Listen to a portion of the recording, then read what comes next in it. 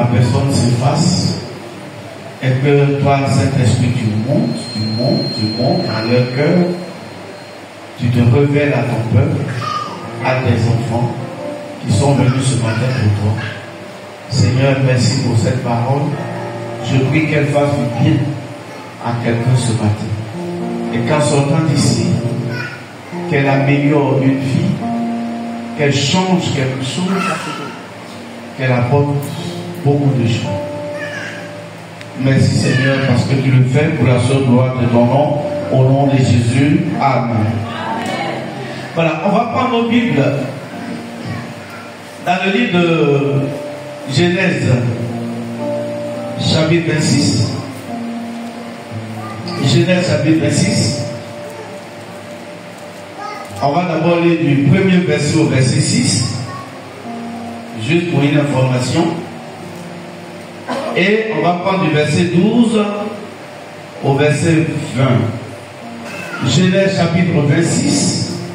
Genèse, chapitre 26.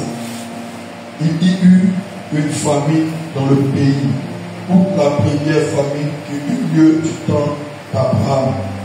Et Isaac alla vers Abimelech, roi des Philistins, à Guérar. L'Éternel lui apparut et dit: ne descends pas en Égypte, demeure dans le pays que je t'ai tiré. Séjourne dans ce pays-ci, je serai avec toi. Je te bénirai, car je donnerai toutes ces contrées à toi et à ta postérité. Je tiendrai le serment que j'ai fait à Abraham, ton père. Je multiplierai ta postérité comme les étoiles du ciel. Je donnerai à ta postérité toutes ces contrées, et toutes les nations de la terre seront bénies en ta postérité. Parce qu'Abraham a obéi à ma voix et qu'il a observé mes ordres, mes commandements, mes statuts et mes lois. Et Isaac resta à Guérar. Verset 12 à 22. Isaac s'aima dans ce pays et il recueillit cette année le centuple, car l'Éternel le bénit. Cet homme devint riche et il alla s'enrichissant de plus en plus, jusqu'à ce qu'il devint fort riche. Il avait des troupeaux de menus bétail et des troupeaux de gros bétail. Et un grand nombre de serviteurs aussi, les Philistins lui portaient envie. Tous les puits qui avaient creusé les serviteurs de son père du temps d'Abraham, son père, les Philistins les comblèrent et les remplirent de poussière. Et Abimelech dit à Isaac: va-t'en de chez nous, car tu es beaucoup plus puissant que nous. Isaac partit de là et campa dans la vallée de Guérar, où il s'établit. Isaac creusa de nouveau les puits d'eau qu'on avait creusé du temps d'Abraham, son père, et qu'avait comblé les Philistins après la mort d'Abraham. Et il leur donna les mêmes noms que son père leur avait donné. Les serviteurs d'Isaac creusaient encore dans la vallée et ils trouvèrent un pluton vide. Oui, continue jusqu'au 22.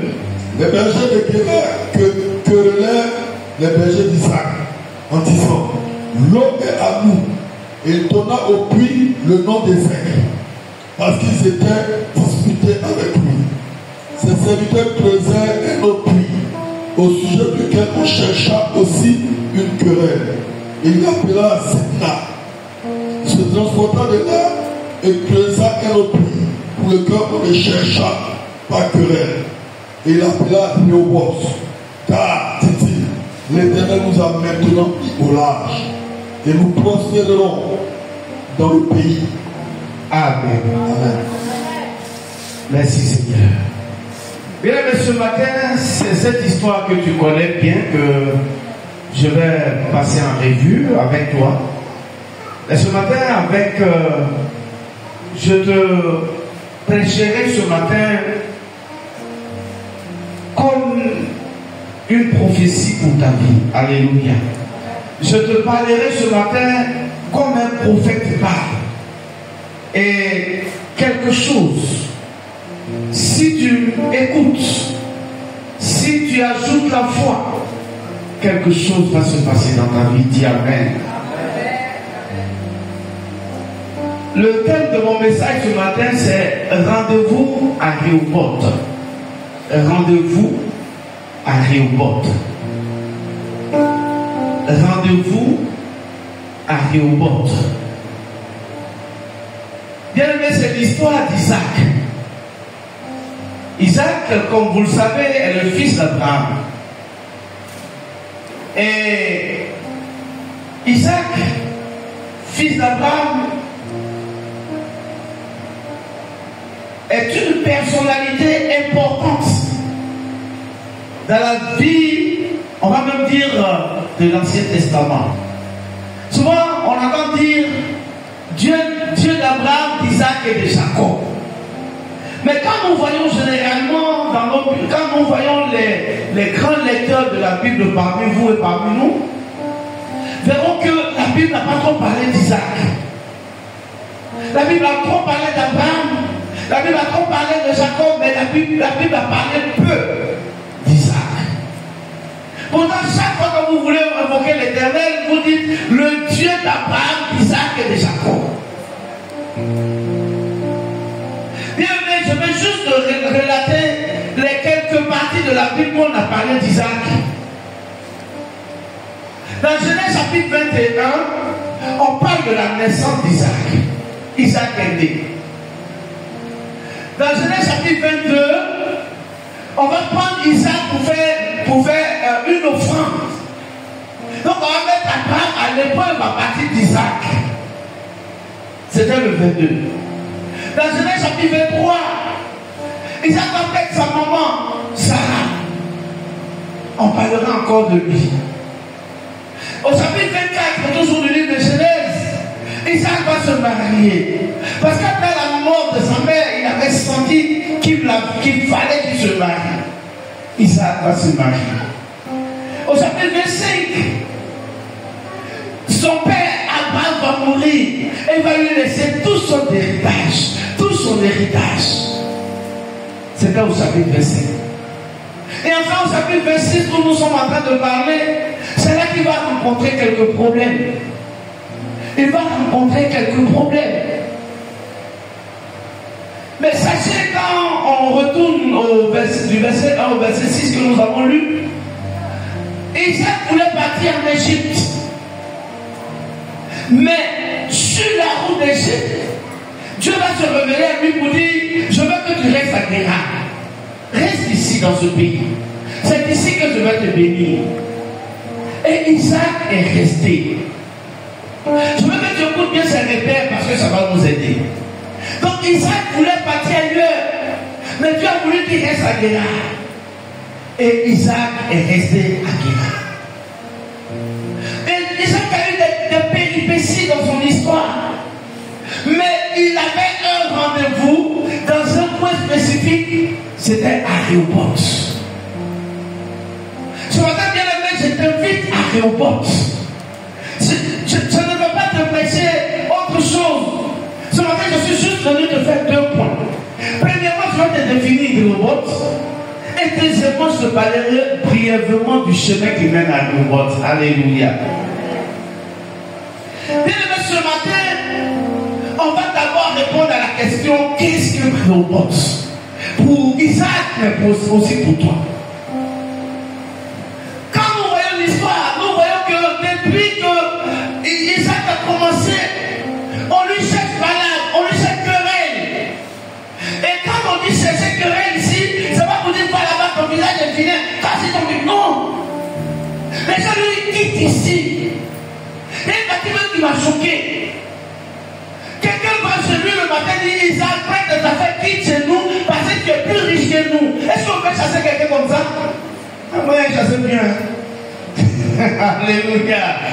Comment on peut chasser quelqu'un parce qu'il est plus riche? Au contraire, on s'attache à lui. Donc, Isaac va subir des histoires inutiles jusqu'à ce qu'il arrive à Rehoboth. Rehoboth, c'est quoi? Parce que nous allons parler de 5 points sur la définition de Rehoboth. Premièrement, Rehoboth, c'est la saison de la bénédiction abondante et suffisante. Alléluia. La Bible dit au chapitre 20, au verset 22, maintenant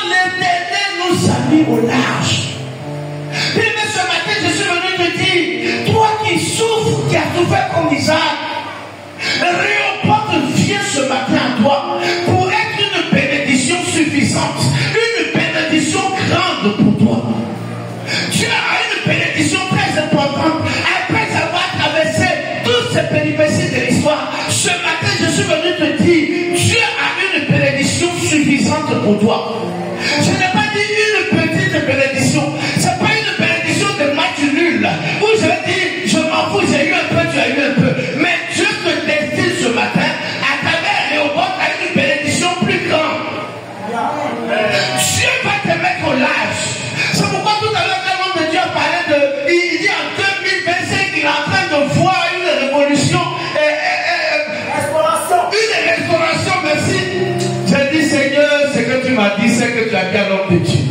Je suis venu t'annoncer ce matin une restauration de Réhoboth qui va t'amener au large. De sorte que ce que tu n'as jamais vu en termes de bénédiction, tu vas le voir. 2026 arrive et même 2026 n'arrivera pas. 2026 ne finira pas. Dieu va te mettre au large. Il y a longtemps, tu as des affaires coincées. Tu as des bénédictions. Genre, quand tu as 100 000 francs dans ton argent, ce qui te reste ne te suffit pas. Et tu appelles ça bénédiction. Oh, la bénédiction que Dieu réserve pour toi, c'est une bénédiction extraordinaire. Tu veux découvrir la dimension de la bénédiction que Dieu réserve pour toi? Je vais t'aider à lire Ésaïe chapitre 54, le verset 1. Ésaïe 54, le verset 1. Verset 1 à 3. Ésaïe 54 000. Mais serviteur, il faut laisser, je vais lire à Dieu. Je prends Ésaïe 54, je vais juste lire le verset 3 comme on a beaucoup à dire. Car tu te répandras à droite et à gauche. C'est-à-dire, toi qui es revenu coincé par les choses, Dieu va ouvrir les bénédictions de telle sorte que la dimension de ta bénédiction va s'étendre à gauche et la dimension de ta bénédiction va s'étendre à droite. Dieu dit, il va te répandre à droite et à gauche. Je termine le verset par dire, ta prospérité envahira des nations et peuplera des villes désertes. Dis Amen. Voici la bénédiction que Dieu te réserve. On parlera de toi dans cette nation. Ta prospérité là, les gens vont en parler. C'est pas petite prospérité, les gens puis disent quelque chose. Ce matin, je suis venu te dire, mets juste la foi dessus et tu verras comment Dieu va te relever à Réhoboth. Parce que ce matin, le temps de Réhoboth que tu es en train de vivre, c'est un temps où Dieu va te mettre au large. Ce matin, je suis venu te dire, tu es à Réhoboth. Tu es à Réhoboth. Dieu te met au large ce matin. Dieu te met au large ce matin. Les pauvres bénédictions que tu avais su, je te déclare ce matin que c'est terminé. Tu n'es plus là pour les miettes. Tu n'es plus là pour les miettes. Dieu va te mettre au large. Il dit dans Esaïe, il va t'étendre à gauche, il va t'étendre à droite. Dieu va permettre cela pour que ton nom soit glorifié. Alléluia. Donc, première définition, Réhoboth, c'est la bénédiction abondante et suffisante. Tu n'iras plus chez quelqu'un pour emprunter. Les gens viendront chez toi pour emprunter. Toi, tu vas prêter. Voilà la destinée que Dieu te réserve ce matin à Réhoboth. La vie où tu mendiais, c'est terminé. La vie où tu jouais les pauvres, c'est terminé. La vie où tu étais là et puis c'est toi qui demandais, c'est terminé. Ce matin, une vie de Réhoboth vient à toi où tu verras au large. Tout ce que tu cherches, tu vas le recevoir au nom de Jésus. Je sens que beaucoup ne se sentent pas concernés, donc je sens beaucoup moins d'amen. Mais si tu es concerné, dis amen. Alléluia. Qu'est-ce que Réhoboth? Ce matin, Dieu me dit de te dire, Réhoboth, c'est la victoire qui portera la signature de Dieu. C'est la victoire qui portera la signature de Dieu. Regarde, Isaac lui-même a creusé le puits, mais quand il a vu de la façon dont le puits est bon, il dit, l'Éternel m'a mis au large. Ce matin, je suis venu te déclarer, à Réhoboth où tu es ce matin, Dieu va te mettre au large, et les gens vont voir que ce que tu as eu là, c'est pas toi-même ta force, c'est pas toi-même ton intelligence, mais c'est la signature de l'Éternel, c'est la signature de Dieu, c'est la signature de Dieu. Isaac, il dit quitte-nous parce que tu es plus riche que nous. Mais après, quand Isaac sera à Rehoboth, le même Abimelech va aller vers lui et va dire vraiment, l'Éternel t'a mis au large. La bénédiction que je déclare sur ta vie ce matin, quand tous tes ennemis, même ceux qui ne croyaient pas en toi, quand ils vont voir, ils verront la signature de l'Éternel, ils verront la gloire de l'Éternel. Dieu va qualifier cela. Bien aimé, quand le Seigneur fait quelque chose dans la vie d'un enfant, il ne dit pas c'est moi qui fais. Dieu ne va jamais prendre le micro pour dire c'est moi qui l'ai élevé, c'est moi qui fais. Mais quand Dieu fait, c'est à la marque de la qualité. Je déclare la qualité d'une bénédiction sur ta vie, une bénédiction de qualité, une bénédiction de marque, une bénédiction glorieuse. Parce que tu accomplerais Dieu dans la gloire pour t'envoyer une gloire particulière ce matin. Reçois cette victoire au nom de Jésus. Alléluia. Alléluia. Vous voyez, je veux parler à quelqu'un qui traverse des souffrances, qui traverse des difficultés, qui traverse des choses qu'il ne comprend pas. Tu ne peux pas comprendre parce que la victoire qui va t'accompagner très bientôt va porter la marque de Jésus-Christ sur ta vie. Les gens diront, c'est parce qu'il a Jésus qu'il est béni comme ça. Les gens diront, c'est parce que son Dieu est grand qu'il est béni comme ça. Tu porteras la marque du Seigneur Jésus-Christ. Tu porteras la marque du Seigneur Jésus-Christ. Au nom puissant de Jésus. Alléluia. Le Seigneur va permettre. Le Seigneur va permettre que toi, les gens parlent de toi aussi. Et ce n'est pas n'importe quelle bénédiction. Une bénédiction qui porte la marque du Seigneur Jésus-Christ. Ce n'est pas deux personnes qui voient. Et cette bénédiction, elle brille, elle brille, elle brille comme un soleil au nom de Jésus. Alléluia. Lorsque nous prenons Ésaïe, toujours, Ésaïe 41, du verset 18 au verset 20, je vais te lire ça pour que tu comprennes de quoi je parle. Ésaïe 41, verset 18 à verset 20. La Bible dit, je ferai jaillir des fleuves sur des collines, dis Amen. Et des sources au milieu des vallées, dis Amen. Je changerai le désert en étang, dis Amen. Et la terre arrive en courant d'eau, dis Amen. Je mettrai dans le désert le cèdre et l'acacia, dis Amen.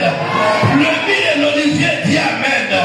Je mettrai dans les lieux stériles le cyprès, l'orge et l'épice, tous ensemble, dis Amen. Et le verset 20 qui m'intéresse, il dit, afin qu'il voit, qu'il sache, qu'il observe et considère que la main de l'Éternel a fait toutes ces choses. Oh, acclame le Seigneur, acclame le Seigneur, acclame le Seigneur. Acclame le Seigneur. La bénédiction portera la main de l'Éternel. Ouais, alléluia, alléluia. Dans le monde là, quand quelqu'un porte, comment vous appelez vos marques là? Aidez-moi avec une marque que vous connaissez. Comment? Lacoste par exemple. On regarde qui? Il est chrétien Lacoste. Il y a les femmes là, il y a le sac là. On dit Michael Post, c'est écrit 5 ans comme ça. Et alors même quand elle marche, elle présente ça aux gens pour que tu vois qu'elles sont là, ils t'en frère, c'est rien. La bénédiction que tu vas apporter là, c'est là qu'il fait Jésus-Christ de Nazareth. Jésus-Christ de Nazareth. Jésus-Christ de Nazareth. Jésus-Christ de Nazareth. Au nom de Jésus. Alléluia. Alléluia. Qu'est-ce que Rehoboth? On a la troisième étude. Rehoboth, c'est la fin de la répétition des scénarios d'échec. Vous savez, Isaac, c'est Dieu qui lui a dit de rester à Guérard. Il fait premier puits. Les gens sont venus chercher par là pour la chasser. Échec. Il fait deuxième. Les Philistins sont venus remplir. échec. Il fait troisième, on est venu le chasser, échec. Il fait quatrième, enfin. L'Éternel va le mettre au large. Ce matin, je suis venu te dire, les échecs que tu avais cumulés au passé, ce matin-là, retiens seulement que c'est du passé. Les échecs sont finis ce matin parce que tu as reporté. Les échecs sont terminés dans ta vie parce que tu as reporté. Les échecs sont terminés dans ta vie parce que tu as reporté. Frère, regarde, les gens peuvent commencer de la même manière. Tu peux commencer à creuser comme il a commencé à creuser. La souffrance peut commencer de la même manière. Mais je suis venu t'annoncer ce matin, à partir de ce jour, je déclare sur l'autel de l'Éternel, tout reporte ne sera pas comme le passé. Oh, je dis ce matin, tout ce que tu as perdu, les échecs seront terminés. Tout reporte ne sera pas comme le passé. Le passé est passé. Le passé est passé. Les échecs sont terminés. Au nom de Jésus. Alléluia. Alléluia. Il y a un temps pour jouer. Mais il y a un temps où l'échec finit. Il y a un temps pour échouer, bien aimé. Mais il y a un temps où je dis, ton échec est terminé. Ce matin, je suis venu te dire, quand tu arrives au porte comme moi, l'échec c'est terminé. Ce matin, je suis venu te dire, quand tu arrives au porte, l'échec se transforme en victoire. Peut-être quand il a commencé à creuser, il s'est dit, ils vont venir encore pour me ramasser mon puits. Mais Dieu là, parce qu'il a le porte, Dieu dit, tu creuseras, tu trouveras l'eau, tu trouveras du trésor. Et ce matin, je suis venu t'annoncer, l'échec dans ta vie, c'est terminé. Alléluia. Prenons Ézéchiel 18, verset 2 à 3. Ne t'en fais pas, je vais lire pour toi. Ézéchiel chapitre 18, verset 2 à 3. La Bible dit, pourquoi dites-vous ce proverbe dans le pays d'Israël? Les pères ont mangé du raisin vert et les dents des enfants ont été agacées. Verset 3 enfin, je suis vivant, dit l'Éternel, dit le Seigneur l'Éternel.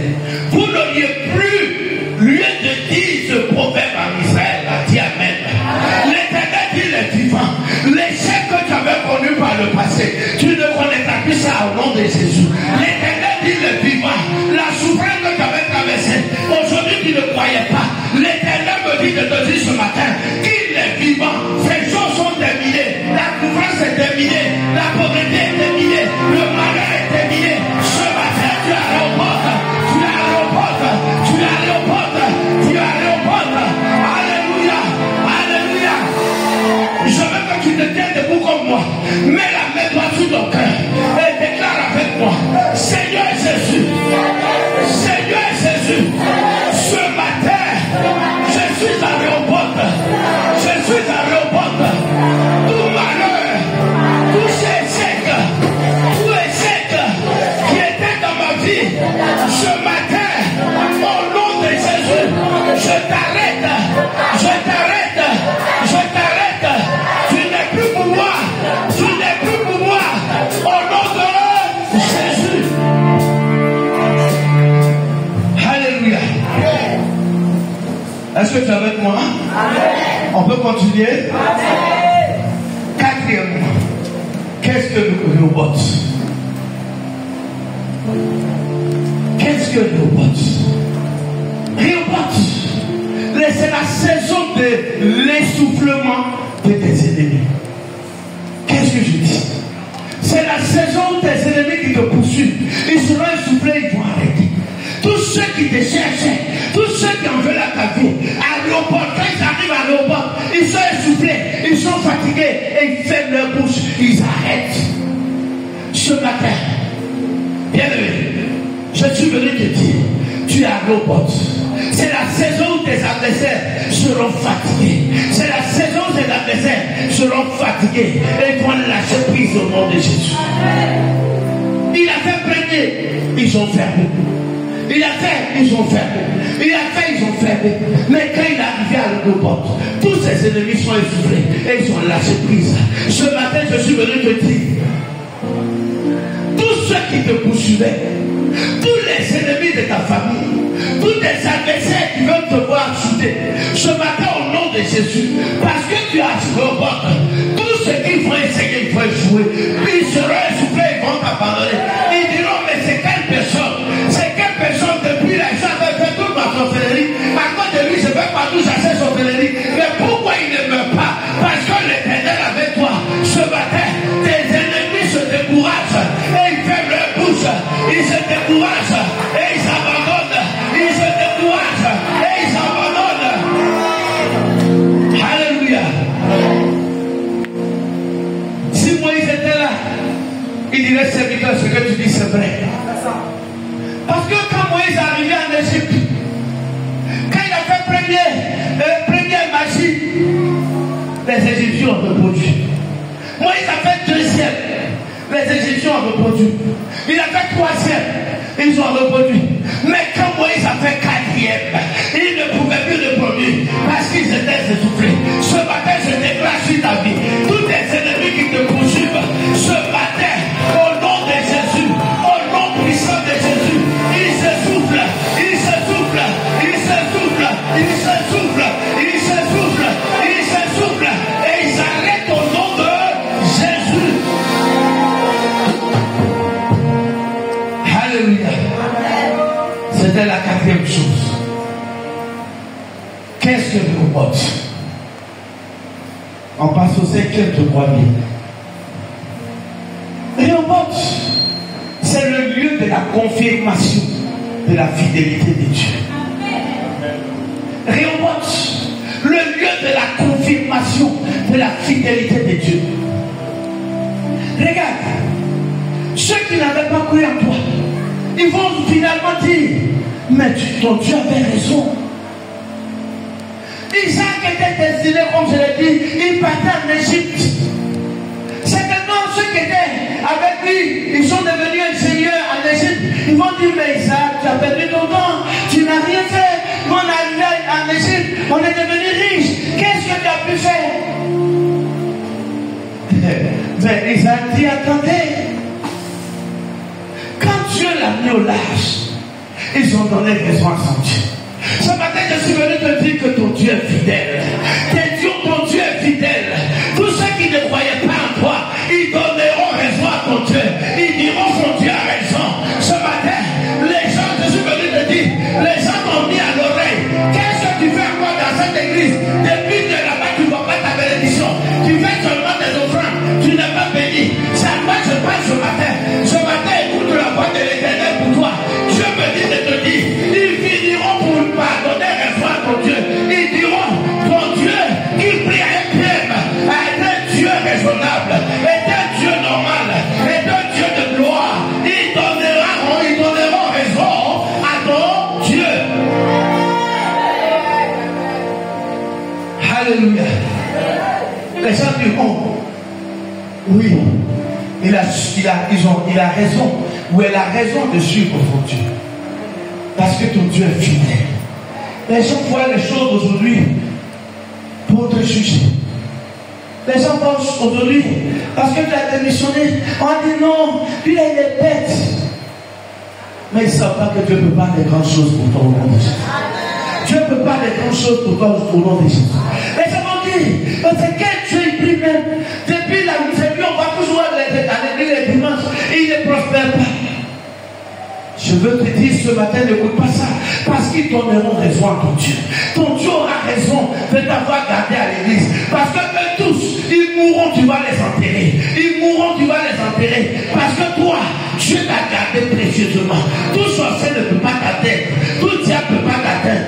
Dieu te garde précieusement parce qu'il veut une gloire pour toi. Ce matin, je suis venu relever la gloire qui a décidé sur ta vie au nom de Jésus. Il faut confirmer la fidélité de Dieu dans ta vie. Alléluia. Qu'est-ce que Rehoboth? Nous sommes au 6e point. Rehoboth, c'est la bénédiction qui annonce d'autres bénédictions. Rehoboth, c'est la bénédiction qui annonce d'autres bénédictions. Voilà ce qu'Isaac a dit. L'Éternel nous a mis mis au large. Verset 22. L'Éternel nous a mis au large et nous prospérerons ici. Ça veut dire quoi? Le puits qui est là, c'est le point de départ de sa bénédiction. Il dit l'Éternel m'a mis au large ici, mais c'est pas fini. À partir d'ici, je prospérerai. Je suis venu t'annoncer que Réoport où tu es ce matin, c'est le début de ta bénédiction. C'est le commencement de la bénédiction. Ça va commencer, ça va plus s'arrêter. Ta bénédiction va commencer, ça va plus s'arrêter. Regarde-moi bien. Je suis un prophète de l'Éternel. Ta bénédiction commencera et elle s'arrêtera pas. Alléluia. Nous prospérerons ici. Ça dit que ce n'est pas une seule bénédiction. Vous savez, souvent dans la vie de certains, quand le malheur commence, c'est une succession de malheurs. Mais pour toi, enfant de Dieu, tu n'auras pas une succession de malheurs. Mais je déclare sur ta vie une succession de bénédictions, une succession de gloire, une succession d'élévation. Partout tu passeras, tu seras distingué. Partout tu seras distingué. Je déclare sur ta vie un début de bénédiction qui va ouvrir les portes de toutes les bénédictions sur ta vie. Un début de bénédiction qui commence aujourd'hui et qui ouvrira les portes de gloire jusqu'à ce que tu sois fatigué. Alléluia. L'Éternel ajoutera. Il ajoutera. Il ajoutera. Il ajoutera. Et il ajoutera. Septième Réhoboth, c'est quoi? Réhoboth, c'est la saison de la consolation. Alléluia. C'est la saison où Dieu va te consoler de toutes les afflictions dont tu as souffert. Ce matin, je suis venu te dire, tu as Réhoboth, tout ce que tu avais perdu, tout ce qui t'a fait couler les larmes, tout ce que tu regrettes aujourd'hui, Dieu va déclarer ce matin sur ta vie, car Réhoboth, c'est le lieu de la consolation. Dieu te consolera, il remplacera ce que tu as perdu, il remplacera ce que tu as perdu, il remplacera ce que tu as perdu, et tu seras consolé au nom de Jésus. Dieu va te consoler ce matin. Dieu va te consoler ce matin. Dieu va te consoler ce matin. Dieu me dit de te dire qu'il va te consoler ce matin. Tu as trop pleuré. Ce matin, Dieu dit à Réhoboth, ici même pour te consoler. Reçois ta consolation ce matin au nom de Jésus. Reçois ta consolation ce matin au nom de Jésus. Reçois ta consolation ce matin au nom de Jésus. Reçois ta consolation ce matin au nom de Jésus. Pourquoi c'est toi toujours qui vas pleurer? Ce matin, je déclare sur ta vie non seulement la consolation, mais la restitution de tout ce que tu as perdu. Non seulement la consolation, mais la restitution qui va porter la gloire dans ta vie, qui va porter la joie dans ton foyer, qui va porter la paix dans ta maison. Dieu ce matin me dit de te dire, tu es consolé. Reçois-le effectivement avec un amen. Dieu te me dit de te dire ce matin qu'il te console de tout ce que tu as perdu, de tout ce qui t'a fait pleurer, tout ce qui t'a fait languir. Ce matin, Dieu te console. Dieu te console. Dieu te console. Alléluia. Tu es à Réhoboth ce matin. À Réhoboth, c'est là que Dieu console. C'est là que Dieu bénit. C'est là que la bénédiction commence à se multiplier. C'est là que ce que tu as perdu, tu reçois. C'est là que Dieu porte sa marque sur ta richesse. C'est là que Dieu porte sa marque sur ta prospérité. C'est là que Dieu porte sa marque sur ta bénédiction. De sorte que l'ennemi, même quand il essaie, il dit, il est béni, je vais le toucher. Mais il a échoué parce que l'Éternel a sa marque sur ta bénédiction. Tu as le mot. Et laisse-moi terminer maintenant. Pour dire le chemin des Réhoboth, souvent n'est pas facile. Si tu as traversé et que ce matin tu as Réhoboth, tu es un homme, tu es une femme forte, tu es une personne de distinction, Tu es une personne de destinée. Parce que le chemin des Rehoboth n'est pas facile.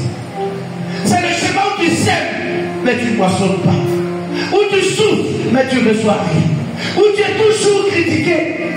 Où les gens t'en veulent parce que tu es propre. Parce que les gens t'en veulent parce que tu es béni. Ou pas forcément béni en tant que beaucoup de richesses. Mais quand ils te voient habillé simplement, ils t'en veulent. Ce matin, le Seigneur ouvre mon esprit sur une maman, tu es une femme. Ta belle famille, à cause simplement de ton habillement, t'en veut. Tu es là, tu m'entends, tu sais de quoi je parle, je ne te demande pas de venir. Mais ce matin, je déclare sur ta vie. Tout ce qu'ils ont prononcé de mal sur toi, ils vont eux-mêmes revenir vers toi pour te dire, on t'aime. Parce que tu es un robot. Alléluia. Le chemin des robots n'est pas facile. C'est souvent là où tu mets des batailles inexpliquées. Tu ne comprends rien.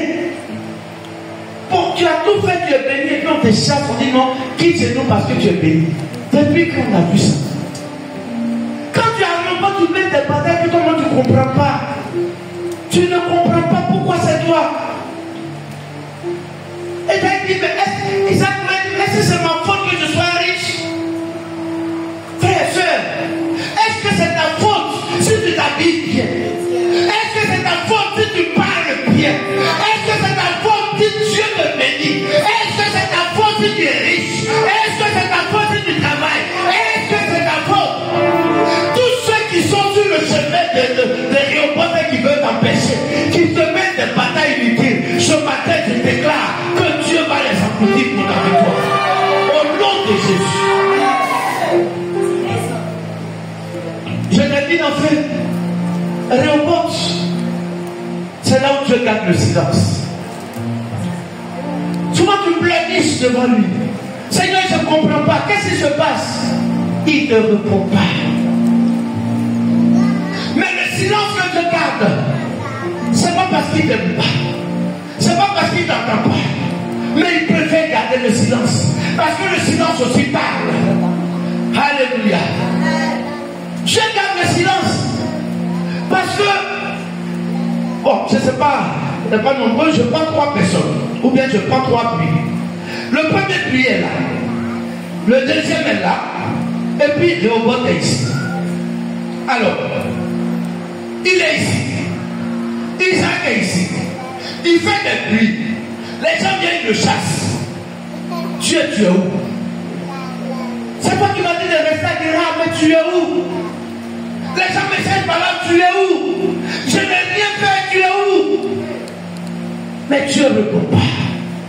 Ce matin, je suis venu t'annoncer devant ta situation. Si Dieu ne répond pas, c'est pas parce qu'il ne t'aime pas, c'est pas parce qu'il ne t'entend pas, mais il attend une occasion pour agir. Il dit Amen. Et Dieu ne dit rien. Mais voyez ce que Dieu va faire. Il m'a envoyé une situation de palabre pour dire quitte-la, avance. Il arrive au deuxième. Il creuse encore. Dieu n'a pas encore parlé quand les gens viennent lui créer palabre. Dieu ne dit rien. Mais Dieu crée une situation de confusion. Abba comprend, j'avance. Il arrive à Rehoboth. Arrivé à Rehoboth maintenant, Dieu dit voilà là où je te voulais. Ce matin, je suis venu te dire, c'est à Rehoboth ici que Dieu te voulait. C'est pourquoi depuis il ne parlait pas. Dieu ne parlait pas parce qu'il est contre toi. Mais il veut que tu avances. Il veut que tu avances. Il veut que tu avances. Il veut que tu avances. Jusqu'à Rehoboth. Tu avances. Tu avances. Tu avances. Tu avances. Ce matin, je suis venu te dire, frère, soeur, abandonne tout ce qui te fait pleurer. Avance avec Dieu. Avance avec Dieu. Avance avec Dieu. Avance avec Dieu. Rehoboth est devant. Avance avec Dieu. Alléluia. Avance avec Dieu. Je termine par là. Regardez la vie d'Isaac. Voilà un enfant qui, depuis qu'il est né, il est chuchoté. Il est aimé. Son papa l'a aimé. Même devant son frère. Et son frère, l'autre, bon, vous connaissez son nom. Mais Dieu dit, quand Pala est venu là, on a préféré chasser son frère avec sa maman. Bravo. Il était peinard. Il évolue, sa maman décède. Son papa dit, bon, comme ta maman est morte, moi-même je vais faire mariage comme ça. C'est son papa qui organise le mariage. Il était peinard. Papa décède. Il dit, bon, avant de mourir, voilà tous les biens. Il était peinard. C'est quel type de leader? Quel homme de destinée? Quelle femme de destinée qui est peinard? Ce matin, je suis venu te dire, Dieu veut que tu te lèves et que tu avances avec courage, que tu avances avec détermination, que tu avances avec responsabilité. Le temps de te chouchouter est terminé. Le temps de te chouchouter est terminé. Dieu veut que tu te lèves, que tu te battes, que tu avances. S'il ne parle pas, c'est pas parce qu'il n'aime pas, mais il veut que tu avances avec lui. Avance avec Dieu ce matin. Un leader écrit son histoire. Un leader écrit son histoire. Ce matin, tu es un leader. Tu es un leader. Non, on peut mettre un derrière. Tu es un leader. Lève-toi et écris ton histoire. Ta bénédiction, c'est pour toi. Tu es ce matin à l'aéroport. Là où Dieu va confondre ses détails, Dieu a confondu tes ennemis. Là où Dieu a donné toutes sortes de bénédictions. Il veut ce matin que tu te lèves avec responsabilité. Parce que tu es leader, tu dois écrire ton histoire. Dieu te bénit ce matin.